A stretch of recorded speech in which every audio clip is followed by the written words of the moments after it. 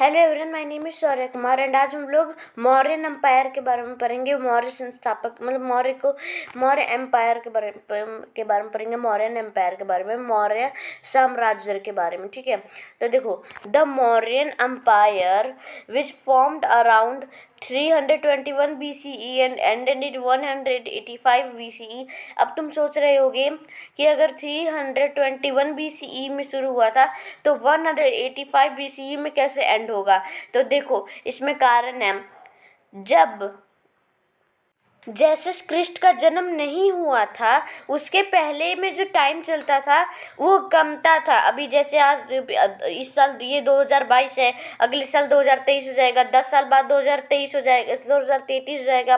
तो इस हिसाब से ना ये बढ़ेगा। लेकिन जब जेसस क्रिस्ट जन्म नहीं लिए थे, बिफोर जेसस क्रिस्ट, तो उसमें क्या होता था कि पहले चलता था। अभी जैसे देखो, 321 BCE में उनका मौर्यन एम्पायर शुरू हुआ था और 185 BCE में उनका एंड हुआ था। तो यहाँ पे कमा है, ठीक है, लगभग कुछ 180 के हिसाब से कमा है, ठीक है। और ऐसे अगर क्रिस्ट के जन्म के लेने के बाद जेसस क्रिस्ट के जन्म लेने के बाद अब क्या हो गया कि जीरो से जब टाइम शुरू हुआ है तो उसके बाद फॉरवर्ड ही हुआ है। पहले बैकवर्ड होता था, मतलब पीछे से आगे आता था, मतलब पीछे से जीरो पे आता था, ठीक है। Was the first pan-Indian empire, an empire that covered most of the Indian region. It spanned across central and northern India as well as over parts, ठीक है, of modern day Iran, ठीक है। मतलब है, मौर्य साम्राज्य जो लगभग 321 BCE और 185 BCE में जब समाप्त हुआ, पहला अखिल भारतीय साम्राज्य था। मतलब पहला अखिल भारतीय साम्राज्य था, एक ऐसा साम्राज्य जिसने अधिकांश भारतीय क्षेत्र को कवर किया। मतलब एक ऐसा साम्राज्य था मौर्यन एम्पायर, मौर्यन साम्राज्य जो कि अधिकांश भारतीय क्षेत्र को कवर किया था। यह मध्य और उत्तरी भारत के साथ साथ आधुनिक ईरान के कुछ हिस्सों में फैला हुआ था। मतलब ये कुछ बीच के भारत और उत्तरी भारत के साथ साथ अभी जो नया ईरान है उसके कुछ हिस्सों में फैला हुआ था।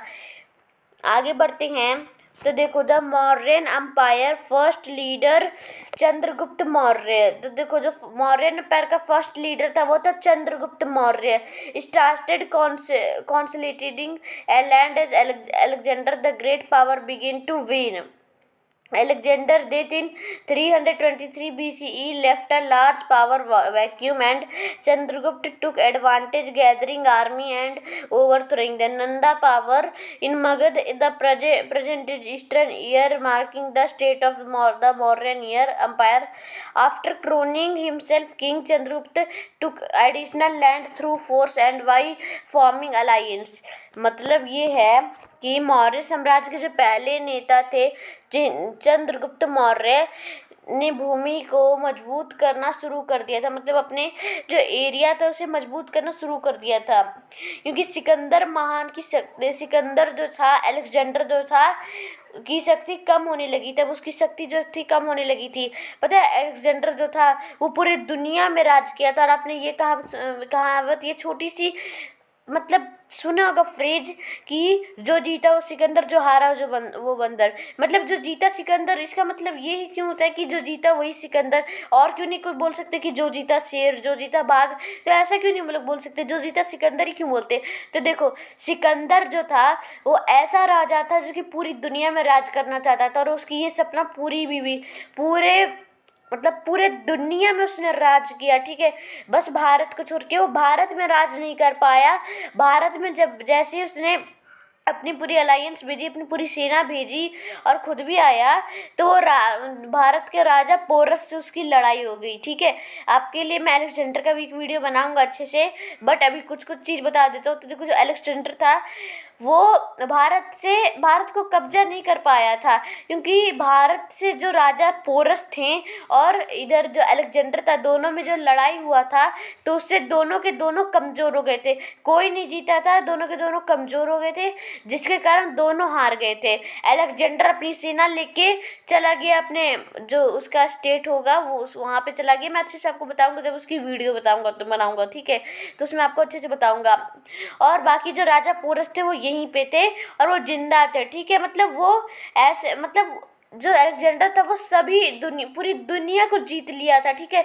मतलब हर राजा को हरा चुका था। बस भारत का राजा जब पोरस से लड़ने आया, अखंड भारत के राजा पोरस से, तब मतलब लड़ाई हुआ पोरस से, तो वो हार गया। मतलब दोनों हार गए। तो अलेक्जेंडर अपनी सेना लेके स्टेट में चला गया अपने, बाकी राजा पोरस अपने भारत में ही रहे थे, तो अपने भारत को बचाए थे अलेक्जेंडर के राज से, ठीक है।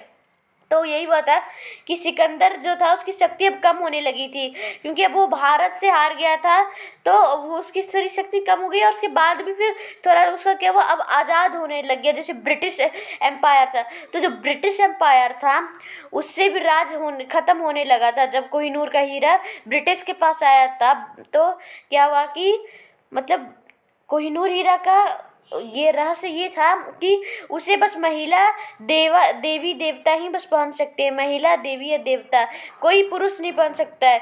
तो ब्रिटिश के जो भी थे एम्पायर, उन्हें ये नहीं पता था, वो पहन लिए। और उसके बाद उनके सारे जो राज्य थे जिन पे उन्होंने कब्जा किया था, वो सारा राज्य देश सब चला गया उनके हाथ से, ठीक है। मतलब उनके हाथ से सारा देश आज़ाद होने लग गया था ब्रिटिश एम्पायर पे। और हमारा देश कब मतलब हुआ था आज़ाद, 15 अगस्त 1947 को, ठीक है। और आगे बढ़ते हैं तो देखो सिकंदर की मृत्यु कब हुई थी, 323 BCE में हुई थी। और 321 BCE में मौर्यन साम्राज्य का स्थापन हुआ था, ठीक है, सॉरी, स्थापना हुआ था, ठीक है। आगे बढ़ते हैं। एक बड़ी शक्ति शून्य छोड़ दिया, मतलब एक बड़ी शक्ति, एक लार्ज वैक्यूम था, अलेक्जेंडर जो कि मर गया था 323 BCE में, मतलब 2 BCE का बस मतलब था डिफरेंस, ठीक है। और चंद्रगुप्त ने मौर्य साम्राज्य की शुरुआत को चिन्हित करते हुए वर्तमान पूर्वी भारत में मगध में एक सेना को इकट्ठा करने और नंद शक्ति को उखाड़ फेंकने का फायदा उठाया, ठीक है। तो अब चंद्रगुप्त ने क्या किया, अपने मौर्य साम्राज्य का शुरुआत करना था, तो उसने वर्तमान पूर्वी भारत में मगध जो एक स्टेट है, डिस्ट्रिक्ट है, और मगध आपको पता है ना कहाँ पे है, बिहार में। जिस राज्य में मैं रहता हूँ बिहार में, तो उसी बिहार में मगध है, ठीक है। तो मगध के अंदर ही वर्तमान पूर्वी भारत में मगध में एक सेना को इकट्ठा किया और नंद शक्ति को, एक नंद पावर होगा तो मगध में, तो उसे उखाड़ फेंकने का फायदा उठाया। स्वयं को राजा बनाने के बाद, मतलब खुद जब वो राजा बना, तो चंद्रगुप्त ने बल के माध्यम से और गठबंधन बनाकर अतिरिक्त भूमि भी कब्जा कर ली। मतलब जब चंद्रगुप्त के अंदर बल आ गया, बल के माध्यम से उसने गठबंधन बनाकर अतिरिक्त भूमि भी, जो कि बची हुई भूमि थी, उसे भी कवर कर लिया, कब्जा कर लिया, ठीक है। आगे बढ़ते हैं तो Chandragupta chief minister Kautilya, sometimes called Chanakya, advised Chandragupta and contributed to empire legacy. In addition to being a political strategist, Kautilya is also known for writing the Arthashastra, ठीक है, a treatise about leadership and government. The Arthashastra describe how to state should organize its economy and maintain power. Chandragupta government closely resembled the government described in the Arthashastra. One notable aspect of the Arthashastra was its focus on spies. Kautilya recommended the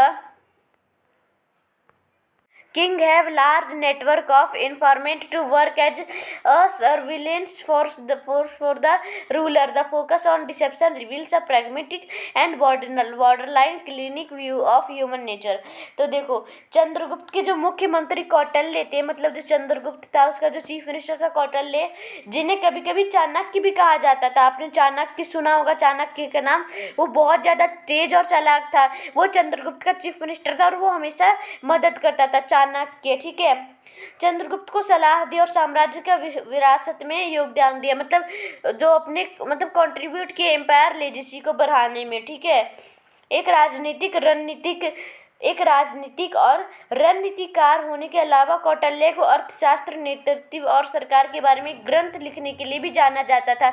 मतलब कौटिल्य जो था वो राजनीतिक और रणनीतिकार तो होने के अलावा कौटिल्य को अर्थशास्त्र भी, नेतृत्व और सरकार के बारे में जो ग्रंथ होते हैं, मतलब सरकार को, अपनी सरकार को बढ़ाने के लिए जो ग्रंथ होते हैं उसके बारे में वो जाना जाता था, क्योंकि वो बहुत अच्छे से उस चीज़ के बारे में अच्छे से पढ़ा लिखा था। ठीक है। अर्थशास्त्र बताता है कि कैसे एक राज्य को अपनी अर्थव्यवस्था को व्यवस्थित करना चाहिए। मतलब जो अर्थशास्त्र होता है वो हमें बताता है कि कैसे अपने लीडरशिप को ठीक रहना चाहिए, मतलब व्यवस्थित। ठीक है। और सत्ता को बनाए रखना चाहिए। सत्ता मतलब होता है, मतलब अपने स्टेट को अपने अंदर रखने के लिए। ठीक है। और आगे बढ़ते हैं तो चंद्रगुप्त की सरकार अर्थशास्त्र में वर्णित सरकार के समान थी। अर्थशास्त्र को एक उल्लेखनीय पहलू इसका जासूसों पर ध्यान केंद्रित करना था। ठीक है। अब देखो, कौटिल्य ने सिफारिश की कि राजा के पास शासक के लिए एक निगरानी बल के रूप में केंद्रित करने से मानव स्वभाव के लिए एक व्यवहारिक और सीमावर्ती निंदक दृष्टिकोण पता चलता है। मतलब देखो, कौटिल्य ने राजा से सिफारिश की, राजा के पास शासक के लिए एक निगरानी बल थी। ठीक है। बल के रूप में काम करने के लिए मुखबिरों के बड़े नेटवर्क हैं। धोखे पर ध्यान केंद्रित करने से मानव स्वभाव का एक व्यवहारिक सीमावर्ती निंदक दृष्टिकोण का पता चलता है। ठीक है। आगे बढ़ते हैं तो बिंदुसारा चंद्रगुप्त सॉन, जो चंद्रगुप्त का बेटा Bindusara, assumed the throne around 300 BCE. He kept the empire running smoothly. Son Ashok was the third leader of the Mauryan Empire. Ashok left his mark on history by erecting large stone pillars inscribed with edicts that he issued. After leading a bloody campaign against Kalinga region on the central eastern coast of India, Ashok reevaluated his commitment to expanding the empire and studied to turn to Buddhism and its tenet to non-violence. Many of his edicts encouraged people to give up violence and live in peace with other two important Buddhist principles. तो देखो, मतलब ये है, कहने का मतलब ये है, तो देखो, जो चंद्रगुप्त के पुत्र बिंदुसार ने लगभग 300 BCE में आके आसपास गद्दी संभाली। मतलब बिंदुसार जो थे, चंद्रगुप्त के बेटे, 300 BCE में अपने थ्रोन को, मतलब अपने सिंहासन को एज्यूम किया। ठीक है। उसने अपनी भूमि को बनाए रखते हुए साम्राज्य को सुचारू रूप से चलाया, अच्छे रूप से चलाया। ठीक है। बिंदुसार का पुत्र, बिंदुसार का जो बेटा था अशोक, मौर्य साम्राज्य का तीसरा नेता अशोक, आपने अशोक का नाम सुना होगा, अशोक स्तंभ। ठीक है। तो अशोक राजा तो था, भारत का बहुत बड़ा राजा था। ठीक है। तो देखो, मुझे तो भाई 3 वीडियो का कंटेंट मिल गया। एक मैं आपको वीडियो बना करके दूंगा अलेक्जेंडर पे, एक ब्रिटिश एम्पायर पे, और एक और वीडियो आएगा अशोक के बारे में। अशोक के बारे में भी थोड़े फैक्ट्स मैं आपको बताऊंगा। ठीक है। आगे बढ़ते हैं तो अशोक जो थे तीसरे नेता थे। अशोक ने अपने द्वारा जारी किए गए शिलालेखों के साथ खुदे हुए बड़े पत्थर के खंभों का खड़ा करके इतिहास पर अपने छाप छोड़ी। अब जैसे मैंने अभी आपको बताया कि अशोक स्तंभ, तो अशोक स्तंभ जो था उसे, मतलब पिलर पे उसने पहले बनवाया था, मतलब अपनी छाप छोड़ने के लिए। कलिंग, मतलब भारत के मध्य पूर्वी तट पर एक क्षेत्र था, के खिलाफ एक खूनी अभियान का नेतृत्व करने के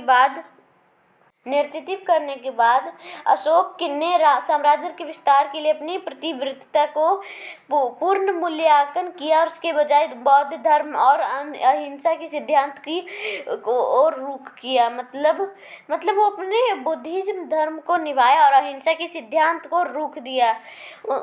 उनके कई शिलालेखों ने लोगों को हिंसा छोड़ने और एक दूसरे के साथ शांति से रहने के लिए प्रोत्साहित किया। 2 महत्वपूर्ण बौद्ध प्रधानाचार्य, देखो अब क्या हुआ कि उनके कई शिलालेखों ने लोगों को हिंसा छोड़ने और एक दूसरे के शांति से रहने के लिए प्रोत्साहित किया। ठीक है।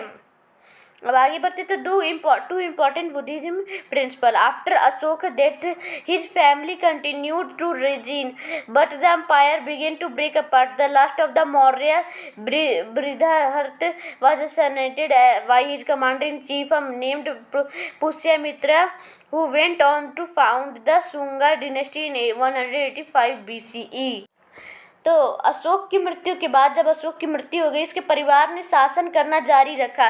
तो उसके जो परिवार थे उसने शासन करना जारी रखा, लेकिन साम्राज्य अब टूटने लगा। अब देखो, मौर्य साम्राज्य के साथ भी यही हुआ। उन्हें भी कोहिनूर का हीरा मिल गया था। सॉरी, कोहिनूर का हीरा बोल रहा हूँ यार, हर बार कोहिनूर का हीरा थोड़ी मिलता है। मैं मौर्य एम्पायर के साथ नहीं, दूसरे एम्पायर को मिला था। मतलब अब देखो, जिसका मतलब निर्माण होता है उसका टूटन भी होता है, वो टूटेगा भी, ठीक है। तो अब क्या हुआ, साम्राज्य टूटने लगा। अशोक सम्राट का जब साम्राज्य टूटने लगा, मौर्यों में से अंतिम बृहद्रथ की हत्या उसके कमांडर इन चीफ प्रियसेमृत नामक एक व्यक्ति ने की थी। मतलब जो मौर्य के अंतिम जो थे राजा बृहद्रथ की हत्या उनके कमांडर इन चीफ ने की थी, जिसने जिसने 185 ईसा मतलब BCE में शुंग राजवंश की स्थापना की थी। अब जिसने 185 में बृहद्रथ बोला पुष्यमित्र ने क्या किया, एक शुंग राजवंश की स्थापना की थी 185 BCE में। और 185 BCE में क्या हुआ था, मौर्य साम्राज्य की जो एंड थी वो भी हो गई थी, ठीक है। क्योंकि अब जिसका निर्माण होगा उसका टूटन भी होगा, मैं बोला ना, वो टूटेगा भी, ठीक है। तो जो मौर्य साम्राज्य था लगभग तुम सोच सकते हो बहुत ज़्यादा सालों के लिए रहा था, ठीक है। पहले जो नेता थे कौन थे, अशोक था। उसके बाद उसका चंद्रगुप्त था।